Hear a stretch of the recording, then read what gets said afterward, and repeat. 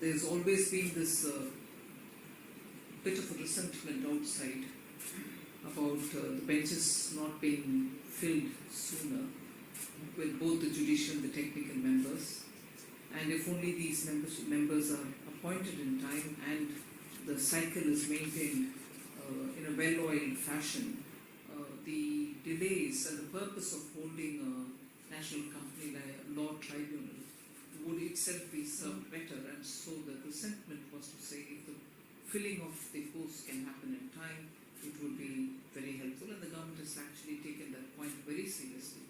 And of late, a lot of appointments are happening with good speed. And I assure you, from the government side, for having, and I'm grateful you remembered my mentor, senior Lately, who actually piloted this bill and rapidly also kept asking, even after 2019, for quick amendments which will make it much more robust so that the law can be in true spirit linking up with the expectations of the companies outside.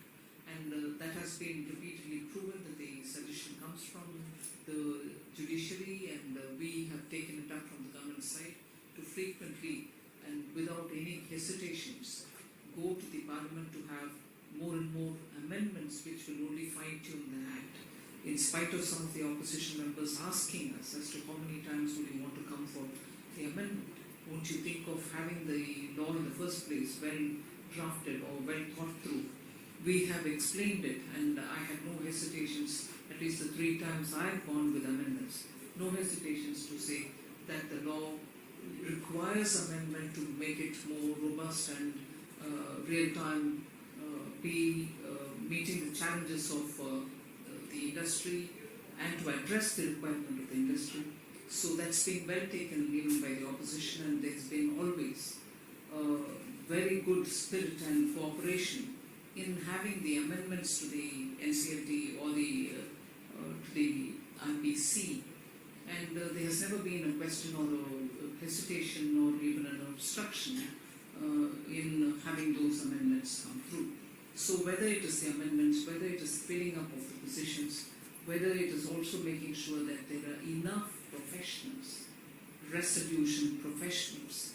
I'm in constant touch with the IBBI to make sure that the professionals are absolutely skilled enough, they're periodically trained enough, so that they can take up cases. And I think the latest amendment, wherein the number of cases being handled by the RPs being made limited, would only bring in a greater scrutiny into the process and also make it more transparent. The few occasions, unfortunate, where some what would I call interest operating in decision making at the level of the RPs, when it came to our notice with the consultation with the judiciary, we have actually taken a corrective course of action so that that doesn't spread too much, because we need to have a transparent process. There cannot be gaming of the system, and gaming of the system when notice has been immediately put down. And that is where I think there should be a lot of interchange of views, exchange of suggestions both from the technical and the judicial members, so that we make sure that the success of the IBC is in all our hands, so that India becomes a lot more transparent in the commercial activities. Otherwise, investors have their own hesitation. The whole argument that most of the treaties that we sign and the discussion on the investment agreements that we have, the BITs as we call it, most often have this issue coming up, saying that judicial process takes a lot of time. Commercial courts are very few. The NCLT and NCLAT do suffer for want of timely filling in of positions. And the last but most critical component being the process of the RPs and the CIRP becoming very, very vitiated, have all been the points of discussion whenever we have BIT negotiations with countries with whom we want to have agreements signed. But when the process is removed of all these little glitches of anyone trying to play up the system. We've had greater confidence coming in the mind of investors, and negotiations now concede that India has a very robust system, and therefore it is giving confidence for investors who come into this country so that companies can be well endowed, better equity flow and so on.